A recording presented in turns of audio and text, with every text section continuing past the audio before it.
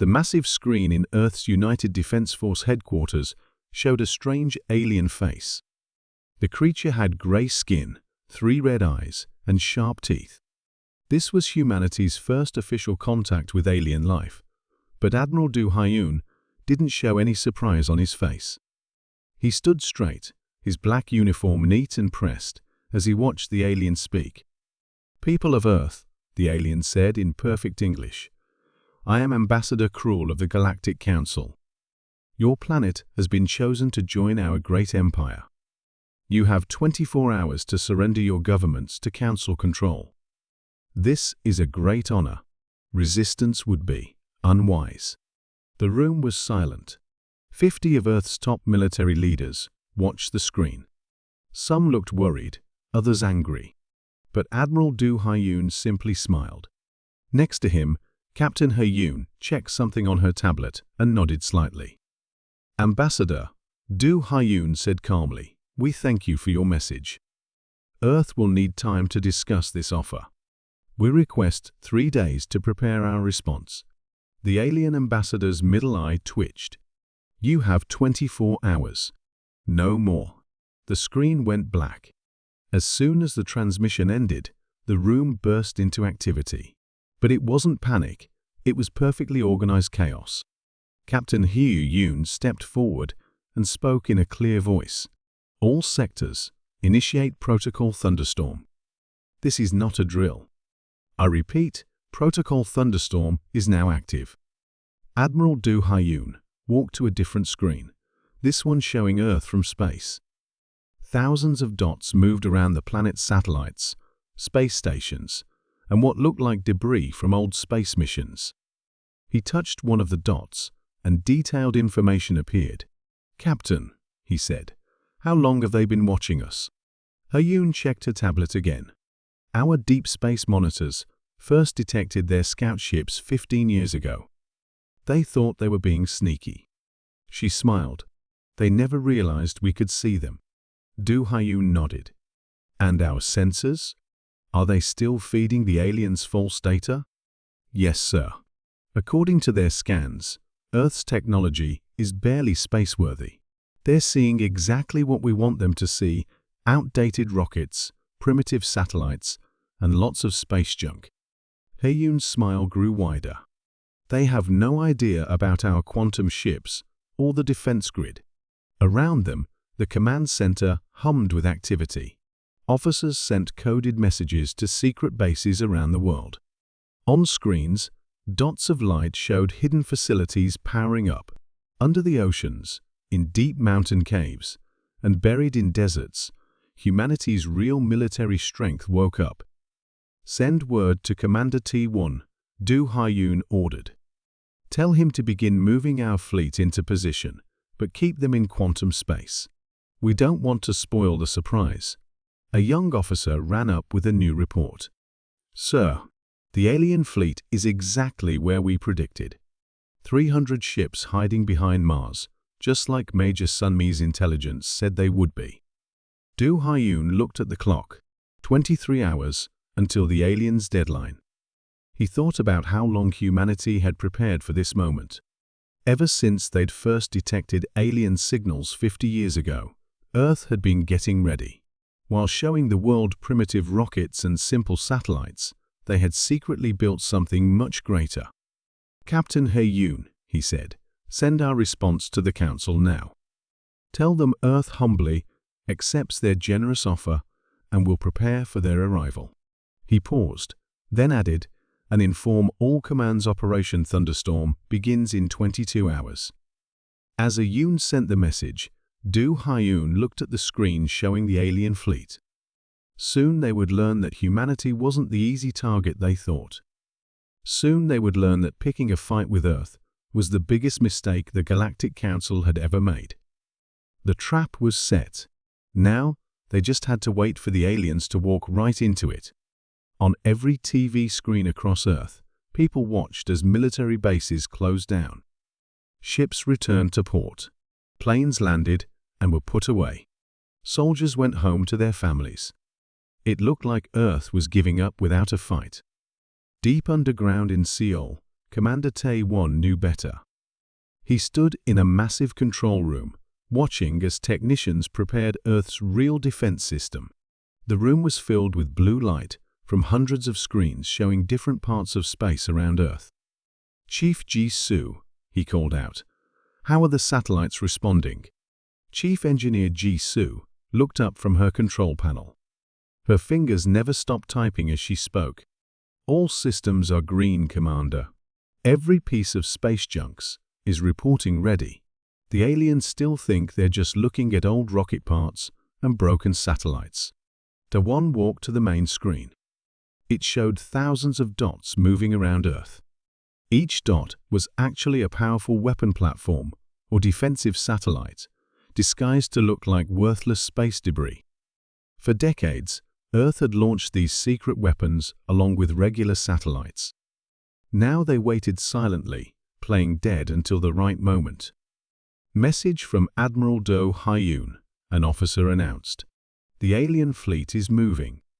They've left their hiding spot behind Mars." On the screen, 300 red dots appeared, moving toward Earth. The alien ships were huge, each one bigger than anything humans had ever officially built. General Pyrax, the alien fleet commander, was sending messages to Earth about peace and cooperation. "They really think we're this stupid," Ji-soo said, shaking her head. She pointed to one of her screens. "Look at their scan patterns. They're not even checking the space debris carefully.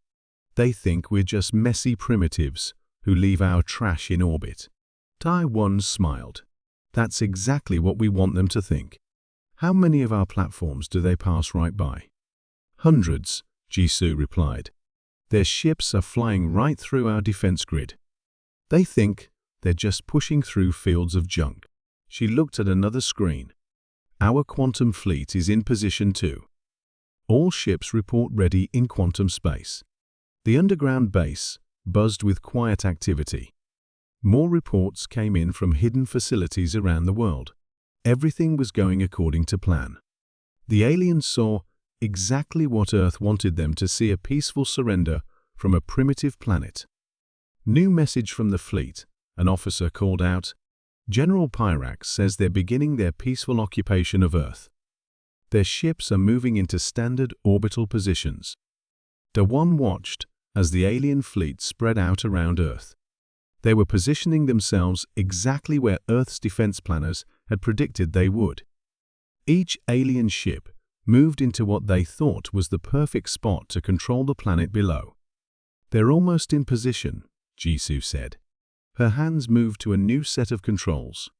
"Defense grid power systems at full charge. All weapons are hot but dormant. We can light them up in under 3 seconds." Dawon checked the time. The alien ships would all be in their final positions in less than an hour.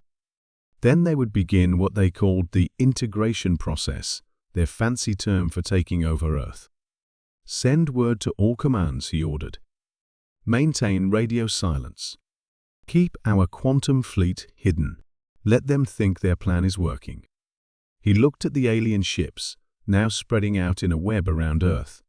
"Let them think we're helpless, right up until the moment we spring our trap."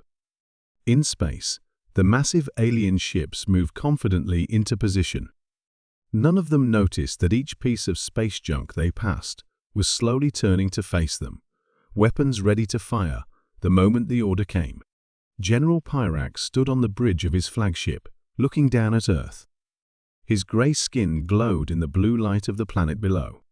Everything was going perfectly. These primitive humans had surrendered just as he expected. "Begin the integration process," he ordered. "Launch our control ships." But before his ships could move, something strange happened. All around his fleet, pieces of space debris began to move. Old satellites turned to face his ships. Broken rocket parts suddenly lit up with power. In the underground base in Seoul, Chief Ji-soo pressed the final button. "Defense grid active," she shouted. "All weapons hot." Admiral Do Hyun's voice came through the speakers to all Earth's hidden bases. "Execute Operation Thunderstorm. Weapons free." Thousands of disguised weapons platforms came to life at once. The space junk that the aliens had ignored transformed into Earth's true defense system. Each piece was an advanced weapon, all pointing at the alien ships. On his flagship, General Pyrax couldn't believe what he was seeing. "Impossible," he shouted. "These humans are primitives. They can't have this technology." "Actually," a calm voice said over his ship's speakers, "we can." It was Admiral Do Hyun. "Your fleet is surrounded. Each of your ships has 20 of our weapon platforms targeted on it. Please don't make us destroy you." Captain Hyun's voice added, "We've spent 50 years preparing for this moment." Every piece of junk you ignored was placed there carefully, waiting for today. In the Seoul Command Center, Commander Tae-won watched the alien fleet's reaction. Some ships tried to power up their weapons. Others tried to turn and run. But they were too late. "They're charging weapons." An officer shouted. "Target their power systems," the one ordered. "Warning shots only." Chief Jisoo's fingers flew across her control panel. 100 weapon platforms fired at once. Small, precise beams hit the alien ship's weapon systems. The shots didn't damage the ships badly, but they showed Earth's perfect aim. "Impossible," General Pyrax shouted again. "Your weapons can't be this accurate." "General," Do Hyun's voice was still calm. "Look at your tactical display. Count how many weapons we have pointed at you. That space junk you ignored. Each piece is a weapon more advanced than anything your fleet has. You're trapped in the middle of Earth's real defense grid."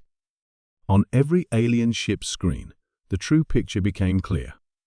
The humans hadn't been messy primitives leaving junk in space. They had built the biggest, most advanced defense system the galaxy had ever seen. And they had hidden it in plain sight. "This is your only warning," Do Hyun continued. "Power down your weapons and engines. Any ship that doesn't comply in the next 60 seconds will be disabled." In the Seoul base, Jisoo watched her screens carefully. "Some ships are powering down," she reported. "Others are still trying to find a way out." "Show them we're serious," T1 ordered. Jisoo pressed another button. Each Earth weapon platform released a small burst of energy, creating a glowing web of power lines connecting them. The alien fleet was caught in a giant net of energy, with no way to escape. General Pyrax stared at his tactical screen in shock. His mighty fleet, which was supposed to easily conquer Earth, was now trapped and helpless. These humans hadn't been primitive at all. They had tricked the entire Galactic Council, preparing in secret for this exact moment. "Well, General?" Do Hyun's voice asked. "What's it going to be? Will you surrender, or do we need to demonstrate more of Earth's hidden capabilities?" Most of the alien fleet had powered down their ships, but 30 vessels were still trying to fight. They fired their weapons at Earth's defense platforms, but their shots passed right through. The platforms weren't where they appeared to be. "Time to show them our next surprise," Commander Tae-won said. He pressed a button on his command chair. "All quantum ships, deploy." Space rippled around the alien fleet. Dark shapes appeared out of nowhere. Earth's hidden warships stepped out of quantum space, their black hulls absorbing light. They were smaller than the alien ships, but moved like dancers, quick and graceful. Lieutenant Yo Jin sat in the pilot's seat of the lead strike ship, Shadow 1. "Strike team ready," she reported. Her ship was special, designed for one important mission: beginning approach to enemy flagship. On the alien flagship, General Pyrax was shouting orders. "How do they have quantum drive technology? Our sensors showed no signs of it." "That's because we didn't want you to see it," Captain Hyun's voice came through their speakers. "Just like we didn't want you to see a lot of things." Earth ships moved in ways the aliens had never seen. They disappeared into quantum space and appeared again in different places. The alien ships' weapons couldn't hit them. It was like trying to catch smoke with your hands. Chief Ji-Soo watched from the Seoul Command Center. "Strike team is in position," she reported. "Enemy flagship shields are weakening exactly where we predicted." Lieutenant Yo Jin guided her ship through the chaos of battle. Her team had trained for this mission for years. They knew every detail of alien ship design, learned from years of secret observation. "Beginning quantum insertion," she announced. Her ship's special drive powered up. 3, 2, 1. Shadow 1 partly entered quantum space, but not completely. The ship existed in two places at once. Part of it was in normal space, inside the alien flagship shields. The other part was safe in quantum space. It was a trick only Earth scientists had figured out how to do. "We're in," Yo Jin reported. Starting boarding action. Special Forces soldiers moved from her ship into the alien flagship. They wore dark armor that bent light around them, making them almost invisible. They moved quickly through the alien ship's corridors, heading for the command center. In the Seoul base, Commander T-1 watched more alien ships give up. Earth's quantum ships danced around them, appearing and disappearing like ghosts. The aliens' mighty weapons were useless against ships that could step between spaces. "Strike team has reached the command center," Yo Jin's quiet voice reported. "Beginning breach." General Pyrax heard a small noise behind him. Before he could turn, Earth's Special Forces team was there. Their armor made them look like moving shadows. They had weapons, but they didn't fire them. "General Pyrax," Yo Jin said calmly, "your ship is taken. Your fleet is trapped. Would you like to surrender now?" Around the Earth, more alien ships powered down as they saw their leader captured. Earth's quantum ships appeared all around them, weapons ready but not firing. The defense platforms still held their web of energy around the alien fleet. In Seoul, Chief Ji-Soo smiled as she read the reports. "All remaining alien ships are powering down," she said. "No more resistance." Commander Tae-1 nodded. "Send word to Admiral Do Hyun. Earth's space is secured. The flagship is captured." And most importantly, he looked at the screen showing Earth's quantum ships, finally visible to everyone. "We've shown the galaxy that humanity is not to be underestimated." High Counselor Draxek sat frozen in his chair as reports came in from Earth. His 3 red eyes blinked rapidly as he read each new message. Around him, the other council members whispered in fear. "Impossible," he said, his gray skin turning pale. "Our whole fleet, captured by primitives." A new face appeared on the council's main screen. It was Major Sun Mi, head of Earth's intelligence division. She smiled politely at the shocked aliens. "Greetings, High Counselor," she said. "I believe it's time we had an honest talk about Earth's capabilities." Drax leaned forward. "How did you hide all this from us? We had scouts watching Earth for years." "Yes, you did," Sun Mi agreed. "And we knew about every single one of them. In fact, we fed them exactly the information we wanted you to see." She pressed a button, and images appeared on the council's screens. They showed Earth's real factories, hidden under mountains and oceans. They saw testing grounds for quantum ships on the far side of the moon. Secret bases that had been operating for decades. "For 50 years, Sun Mi explained, we showed your scouts old rockets and simple satellites. We let them see what looked like failed experiments and space junk. But that's not what we were really building." The council chamber filled with shocked noises as more images appeared. Earth's quantum drive technology. The advanced weapons platforms disguised as space debris.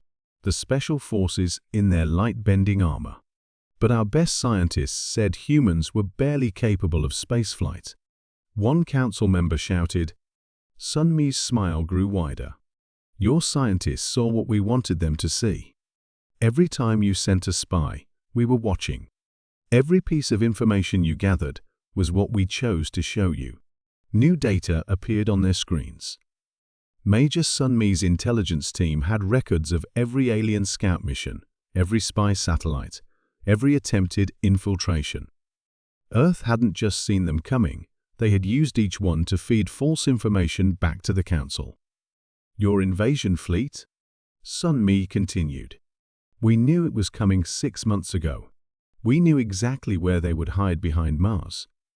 We even knew what orders General Pyrax would give, because we've been reading your military transmissions for years. Drax slumped in his chair. All this time, we thought we were studying you. But we were really studying you, Sunmi finished for him. Every ship you sent gave us more information about your technology. Every scan you made showed us how your sensors worked. You thought Earth was an easy target, but we were preparing for this day all along. The Council chamber was silent now. The mighty Galactic Council, which ruled hundreds of worlds, had been completely fooled by a single planet they thought was primitive. And now, Sunmi said, Admiral Du, Yoon would like to speak with you about Earth's terms. I believe you'll find them very reasonable, considering the circumstances.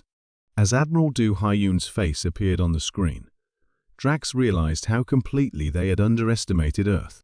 These humans hadn't just defeated their invasion, they had outthought, outplanned, and outmaneuvered the entire Galactic Council. And they had done it so cleverly that no one had suspected a thing until it was too late. Now then, Du Hyun said calmly, shall we discuss the future relationship between Earth and the Galactic Council?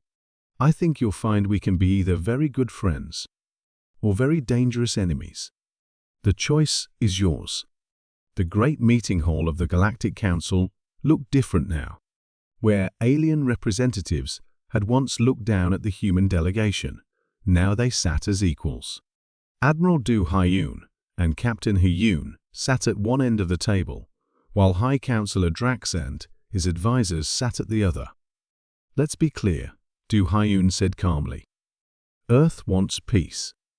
We always have, but we will not be ruled by anyone. Lieutenant Yo Jin stood quietly in the corner, her strike team's dark armor making them look like shadows on the wall. They had the command codes from the captured flagship, ready to use them if needed. You must understand our position, Drax said, his 3 eyes blinking nervously. No single planet has ever fooled the Council so completely. Hyun finished for him. She smiled. That's exactly why you should take us seriously now. She touched a control panel, and a hologram appeared above the table. It showed Earth's quantum ships and defense platforms, no longer hidden. The alien representatives shifted uncomfortably in their seats. Our terms are simple, Du Hyun said. First, Earth will be recognized as a sovereign power, equal to the Council itself. Impossible. One alien counselor shouted. You're just one planet. Hyun pressed another button. The hologram changed to show recordings from the battle. Earth ships dancing through quantum space, the defense platforms springing their trap, the special forces taking the flagship in minutes.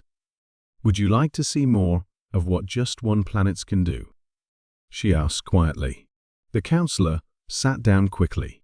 Second, Du Hyun continued, you will pay for the damages your fleet caused during the invasion attempt.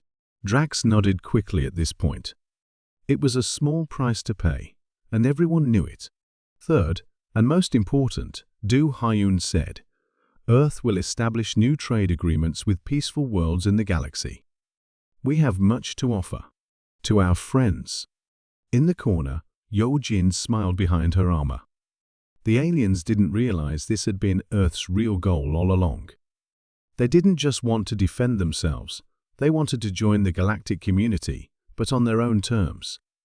And if we refuse these terms? Another council asked. Hyun's smile didn't waver. Lieutenant, please show them what we found in the flagship's computers. Yo Jin stepped forward and activated her own hologram. It showed the council's secret files, their plans for other worlds, their hidden deals, their private messages. Everything her team had downloaded during the capture. "We won't share these files," Du Haiyun said kindly. "Unless we have to. I'm sure the other worlds in the galaxy would find them very interesting." The council members looked at each other in fear. Earth hadn't just beaten their fleet, they had stolen their secrets too. "Perhaps," Drax said carefully, "we should vote on accepting Earth's terms." The vote was quick. Every council member raised their hand to approve. "Excellent," Du Haiyun said. He stood up and held out his hand to Drax. "Welcome to a new era of galactic cooperation." Drax stared at the human hand for a moment, then reached out to shake it. As he did, he finally understood. Earth had never wanted war. They had just made sure they were strong enough that no one would dare start one with them. "Send word to all council worlds," Drax announced. "Earth is now recognized as a sovereign power. Let it be known that they are not to be threatened or underestimated ever again." 3 months after the failed invasion, Earth had changed.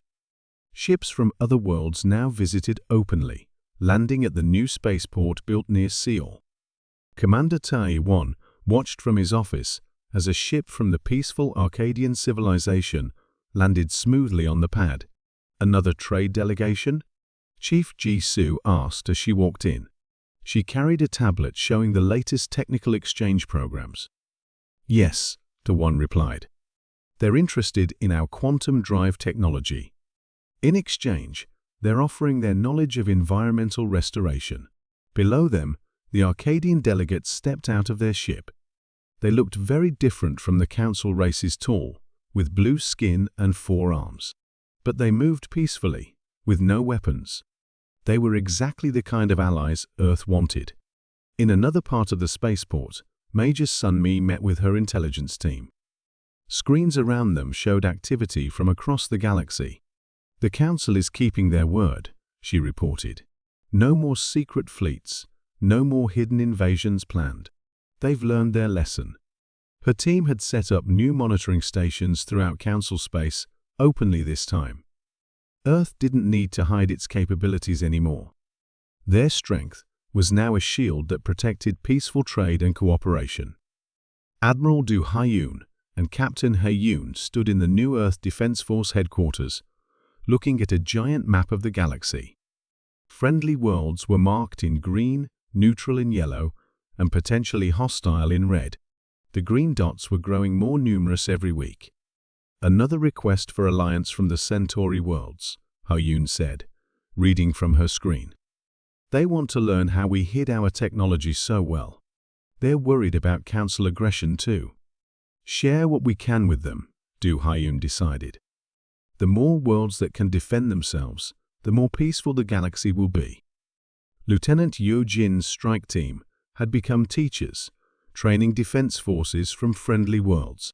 Their light-bending armor technology was now protecting peaceful planets across the galaxy.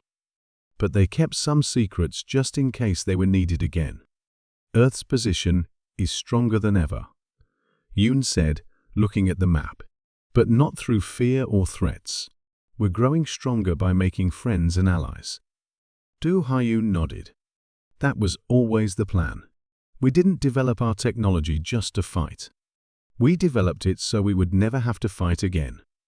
In orbit above Earth, the defense platforms still watched carefully.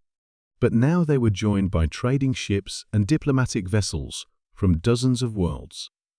Earth's space was busy with peaceful traffic, just as they had hoped it would be.